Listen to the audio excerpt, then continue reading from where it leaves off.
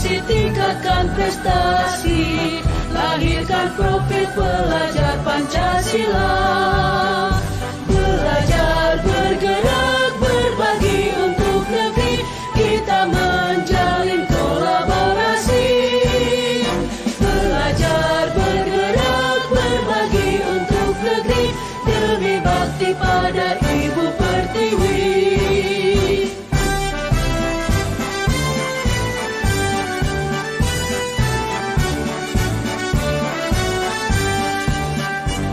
Bulatkan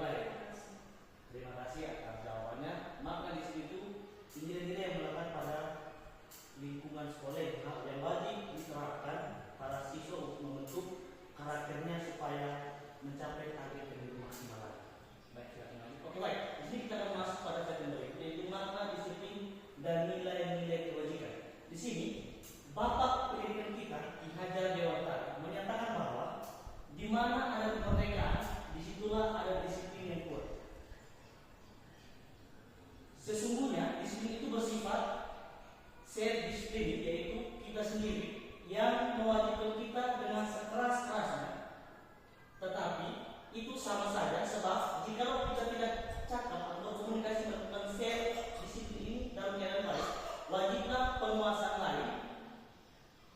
Disiplin dari diri sendiri itu harus ada yang tumbuh. Kenapa itu tumbuh? Karena kita sebagai karakter manusia itu harus punya disiplin untuk menghargai sesama kehidupan kita. Yang berikut, peraturan demikian itulah harus ada di dalam suasana yang merdeka.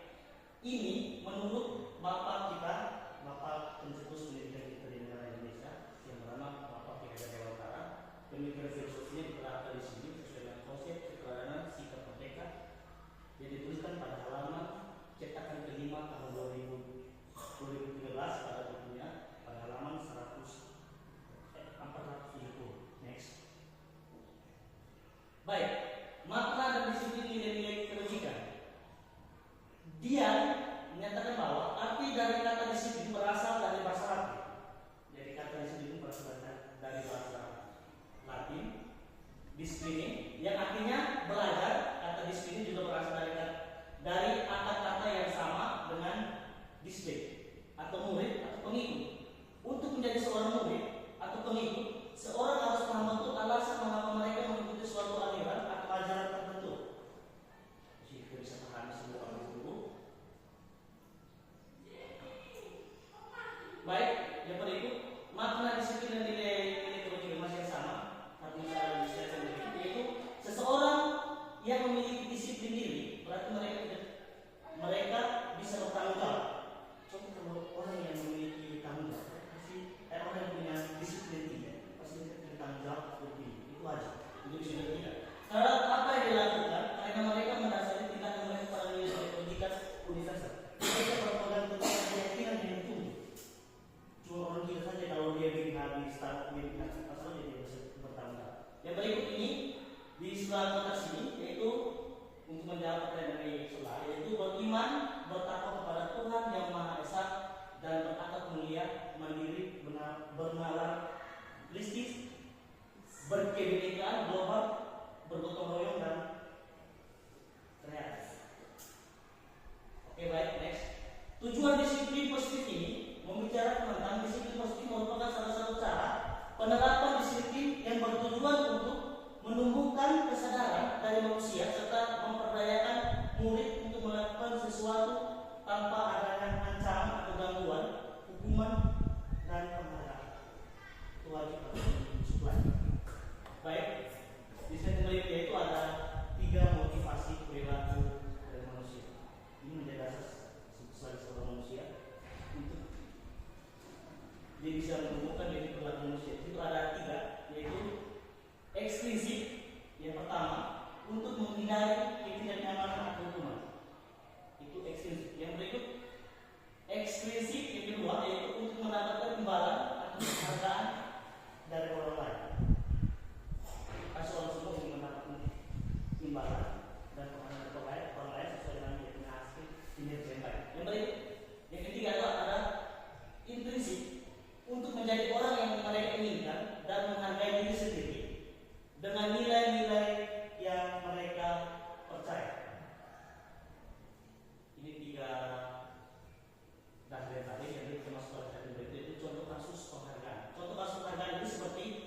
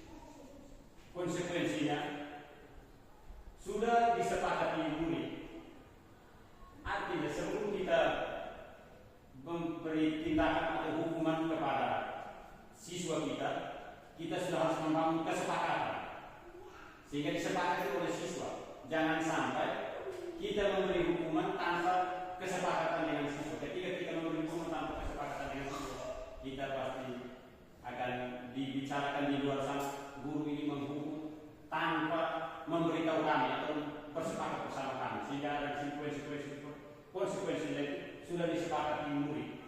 Kita bersama-sama bersepakat. Murid tidak nyaman untuk jangka waktu yang pendek. Yang berikut berdasarkan suatu data yang umumnya dapat diukur. Restitusinya bukan untuk menebus kesalahan, namun untuk belajar dari kesalahan. Artinya, kita berusaha untuk bukan kita menebus kesalahan, tetapi kita belajar dari kesalahan itu untuk kita memperbaiki ke hal yang lebih baik, ke hal yang lebih positif. Memperbaiki hubungan. Tawaran bukan paksaan. Kita menawarkan sesuatu kepada peserta didik kita. Bukan kita memaksakan mereka untuk mengikuti kemauan kita dulu. Karena selama ini pasti kita Bapak Ibu guru tahu, biasanya karena kita guru kita selalu memaksakan kehendak kita. Yang sebenarnya itu salah, tapi kita mau ini kita punya mau. Nah itu juga tidak diizinkan dalam budaya positif sekolah. Menuntun untuk melihat ke dalam diri, fokus pada solusi. Kita menuntun untuk melihat pada dirinya dan fokus pada solusi. Kita mencari solusi. Ketika ada masalah, kita bersama-sama duduk untuk mencari solusi, bukan kita meninggalkan. Budaya positifnya kita duduk bersama untuk kita mencari solusi. Yang berikut, mengembalikan murid yang berbuat salah pada kelompoknya. Ketika ada siswa yang salah, kita mengembalikan kepada kelompoknya. Memangnya itu salah. Kita mau memangnya itu salah. Dan salah bagaimanapun kita mencari solusi. Kita duduk bersama untuk kita mencari solusi untuk bisa keluar dari kesalahan. Yang berikut, identitas gagal dan identitas sukses. Di sini ada beberapa itu hukuman, pasti Bapak Ibu bisa melihat, dan juga hukuman, konsekuensi dan restitusi. Sudah ada tadi di slide pertama. Dan ada juga kata negatif di bawah, paling bawah kata negatif, ada netral dan ada positif. Konsekuensinya itu di bawahnya itu netral, restitusi di bawahnya itu positif.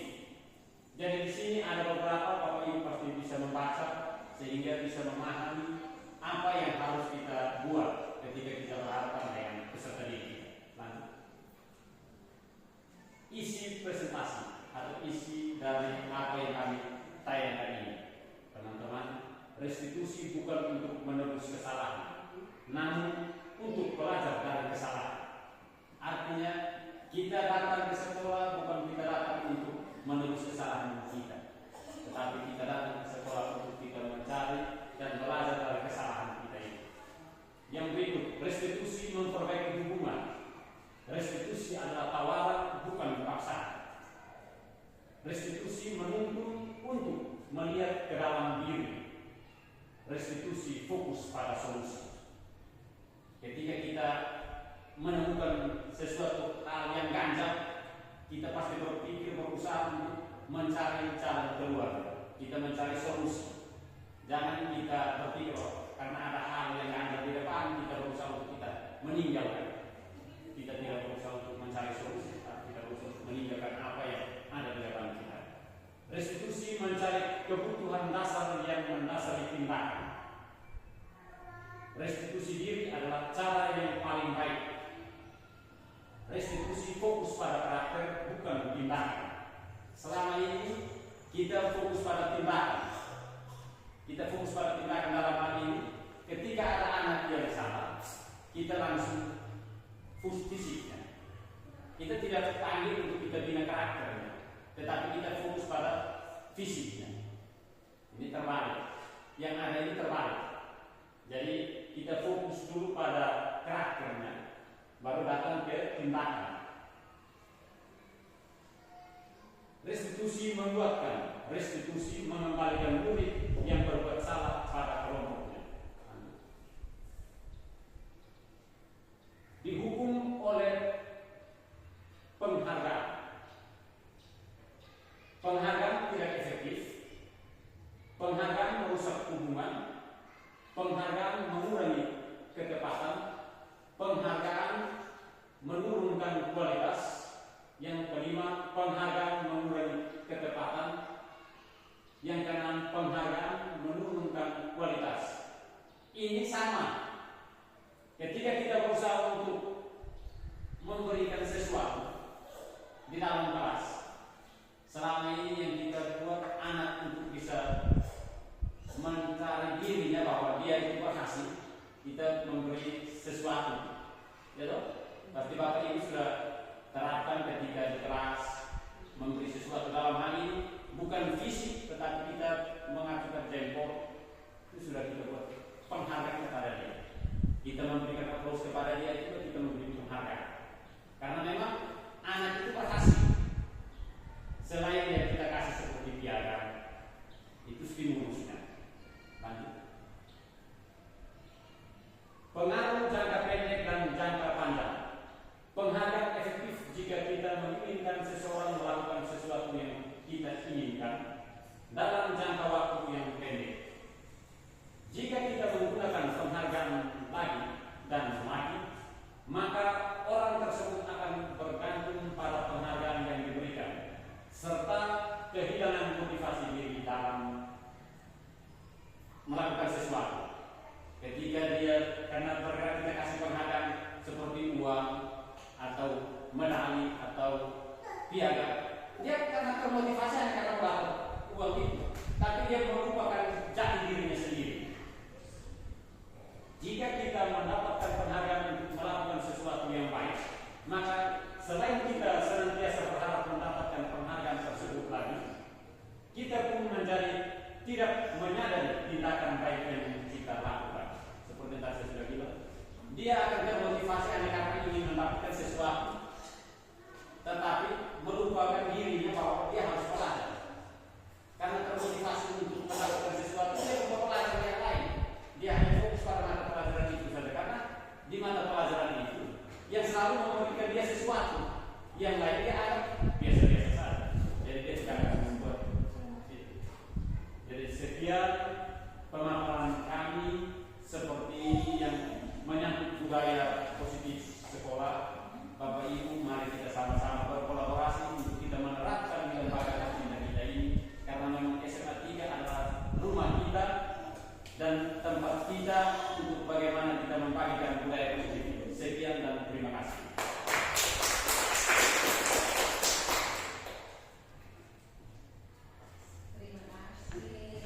Terima kasih. Selamat pagi dan terima kasih. Baik, selamat pagi anak-anak. Selamat pagi, Bu. Apa kabar di hari ini? Baik. Amin, puji Tuhan, itu yang diharapkan. Hari ini kita semua di sini mau membuat kesepakatan atau keyakinan kelas di dalam kelas kita. Adik-adik sudah mengerti belum keyakinan kelas itu apa? Setelah itu apa bedanya kesepakatan kelas dan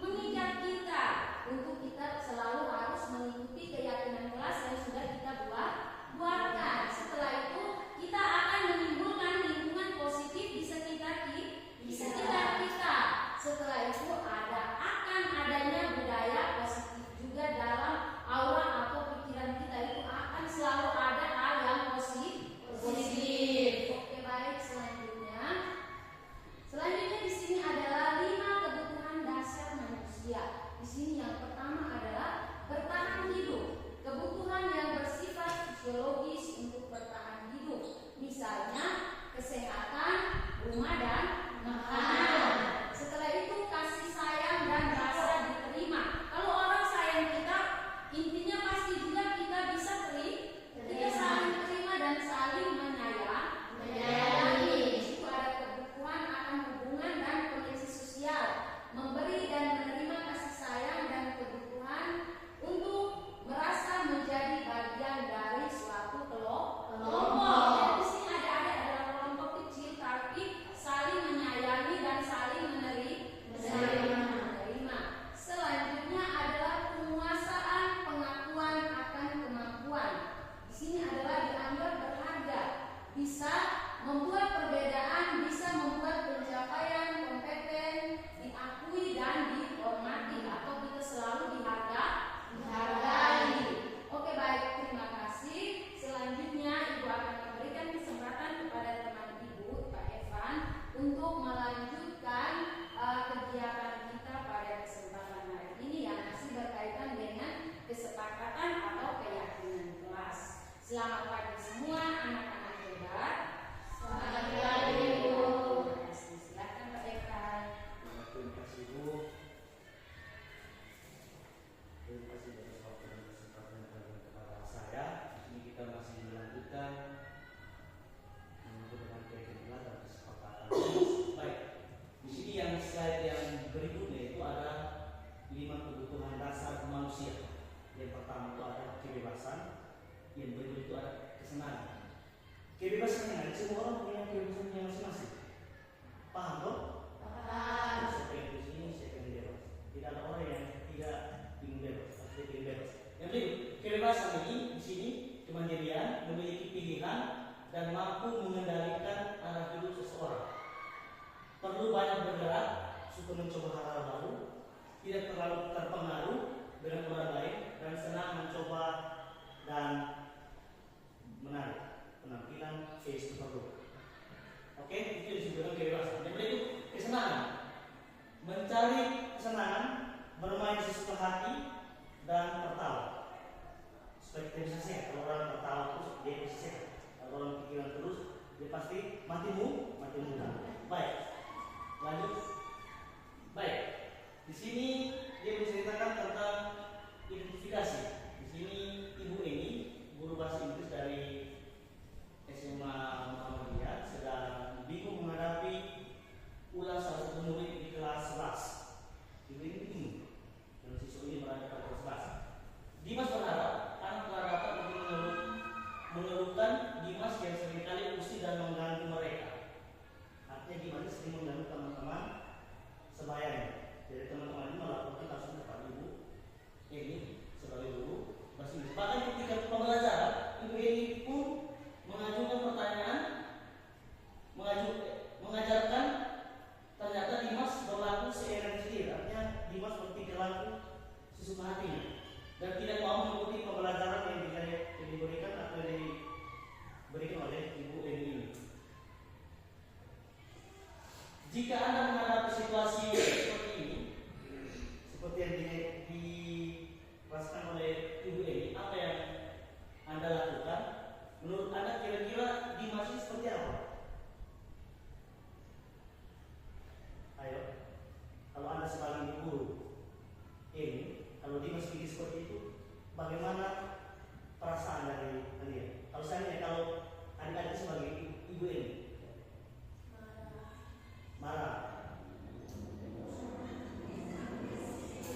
marah, emosi, jengkel. Tapi di sini kita bukan cari kesalahan. Siapa yang salah, siapa yang benar. Artinya Ibu ini sebagai guru bahasa Inggris, dia mencari solusi yang baik supaya kasus yang dibuat oleh dia masih tidak terulang lagi, tidak banyak. Oke, kalau kalian sebagai Ibu ini bukan marah, pukul, emosi, guru tidak bisa mencari kesalahan dari siswa yang berbuat kesalahan. dia mencari solusi. Paham ya? Paham. Sekarang dulu. Oke, next slide. Baik. Identifikasi kebutuhan yang ingin dipenuhi oleh Dimas. Jika respon Dimas seperti di bawah ini. Ini dia punya alur. Kalian bisa lihat ini ada 2, 4, 6. Yang pertama tuh aku bab dan melibatkan. Makanya aku tidak bisa fokus belajar. Ini punya alur. Yang kedua, aku jahilin dia karena aku ingin dekat atau dengan dia. Artinya dia masih dia mau jahilin temannya dengan cara begitu supaya bisa dekat dengan dia. Tapi si temannya ini tidak menerima baik dengan cara masuknya di masjid. Itu yang kedua. Yang ketiga, aku hebat dan bisa bikin teman-teman menuruti maunya aku. Itu maksud dari Dimas. Tapi orang lain tidak bisa menerima itu. Yang ketiga, yang keempat, aku bosan pelajarannya hanya menulis dan mendengarkan saja di dalam kelas. Artinya Dimas orang cepat bosan. Hanya begitu, selalu begitu. Jadi guru ini harus punya kreatif supaya buat para siswanya itu tidak cepat bosan di dalam kelas. Mungkin ada speaking kah, menyanyi kah, permainan kah. Paham? Itu yang keempat.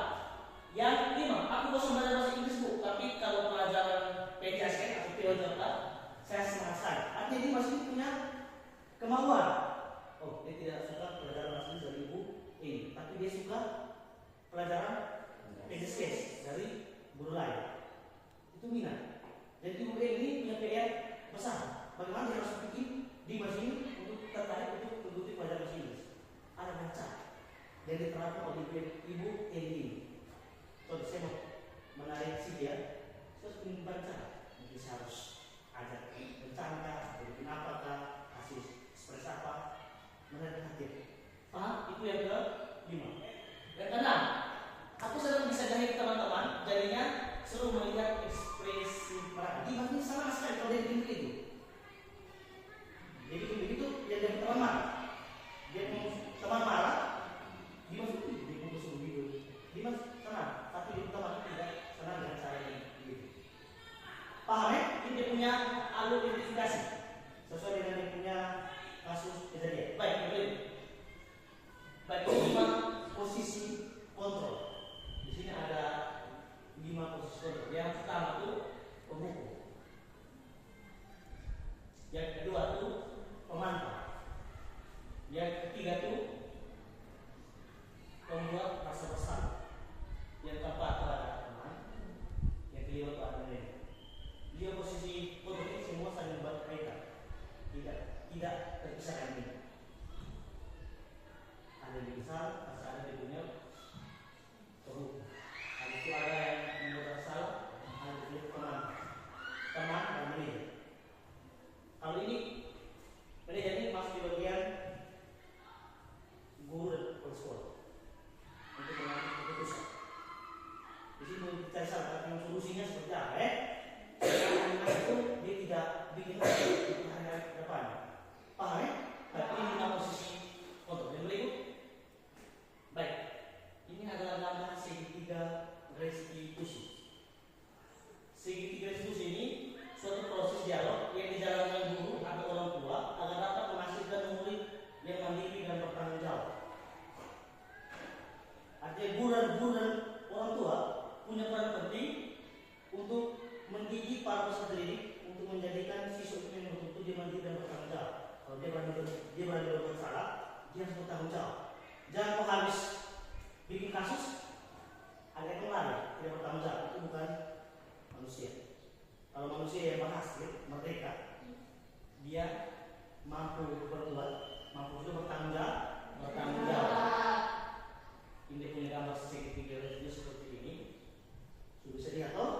Sudah. Jadi kalau ada kalau begini, bolos, harus kamu bertanggung jawab. Atau turun teman, ambil waktunya teman, ambil makanannya teman, harus bertanggung jawab. Jangan tidak. Itu bukan manusia merdeka. Oke? Segitiga ini, guru dan orang tua punya peran penting untuk menghasilkan siswa yang mandiri dan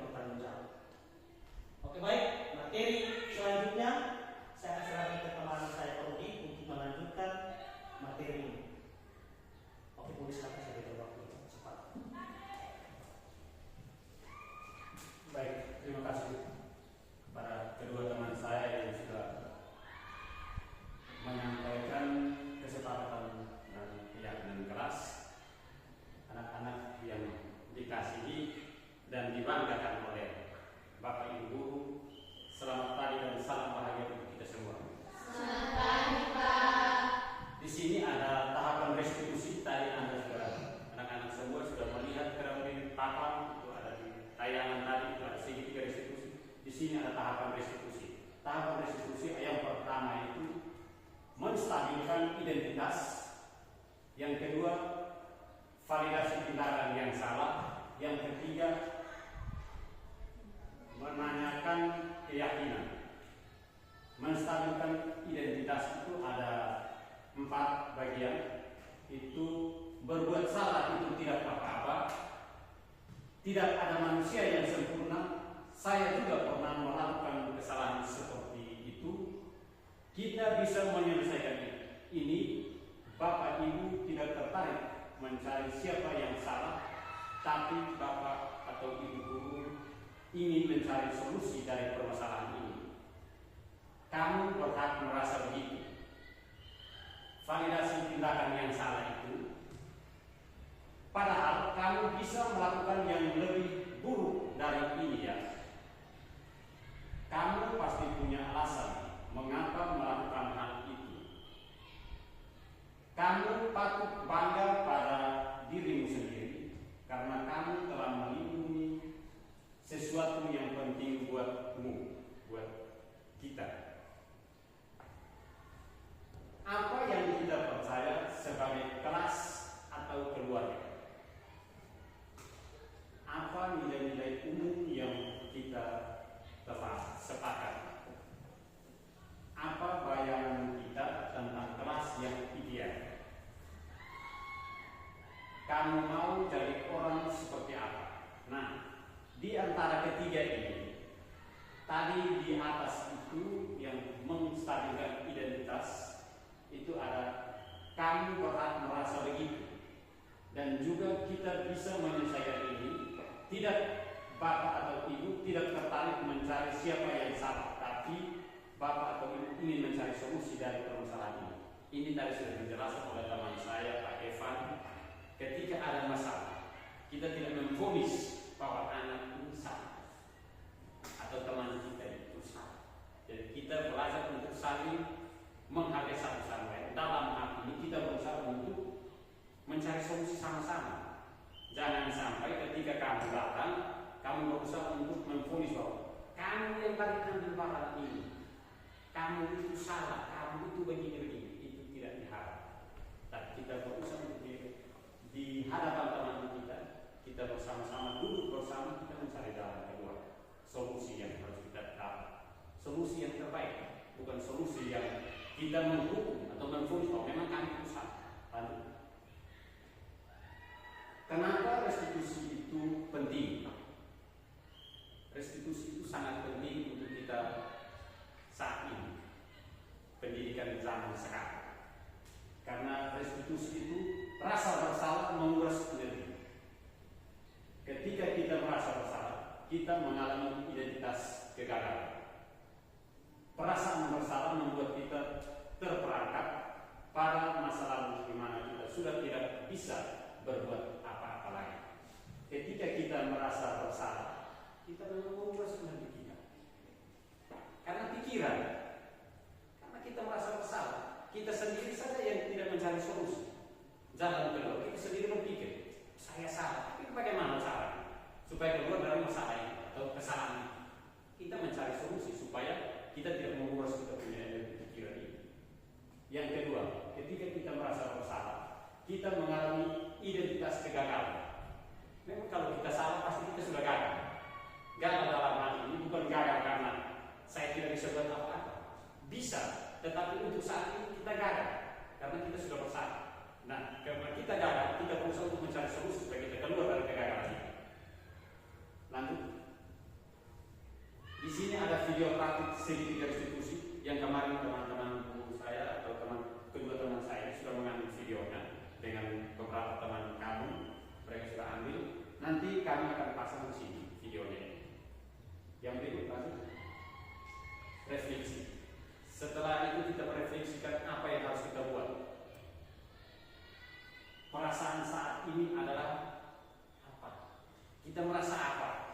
Dengan adanya tadi dapat solusi, kita dapat menulis kesepakatan kelas atau keyakinan kelas, kita merasa pasti bahagia, senang, karena kita pasti happy, karena guru tidak membuat peraturan sendiri, tetapi duduk bersama dengan peserta didiknya bersepakat bersama untuk mendapatkan hasil yang baik.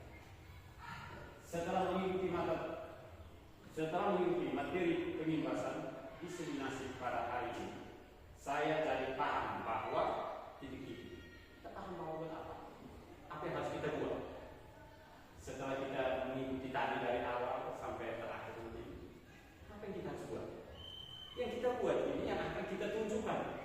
Saya lihat di kelas kita berusaha untuk membuat orang lain atau teman kita merasa bahagia dengan kita. Jangan di dalam kelas kucing dengan tikus, itu tidak ada. Tetapi kita sesama manusia, kita saling melatih, saling mendukung, mencari solusi. Target saya selanjutnya adalah mencari solusi. Bukan mencari solusi, mencari perubahan. Kita berbuat sesuatu untuk merubah diri kita, bukan kita berbuat sesuatu untuk kita tetap tidur di tempat, tapi kita berbuat sesuatu untuk merubah diri. Lanjut, sekian dan terima kasih. Sebelum kita mengakhiri kegiatan ini, pasti seperti tadi di kesepakatan awal kelas kita, memulai dan mengakhiri dengan doa. Ya toh? Karena sebelum kita keluar dari ruangan ini, kita berdoa. Kita berdoa di sini, kita berdoa masing-masing. Tidak perlu kita berdoa berteriak sana sini. Kita diberi kesempatan untuk kita berdoa masing-masing. Silakan.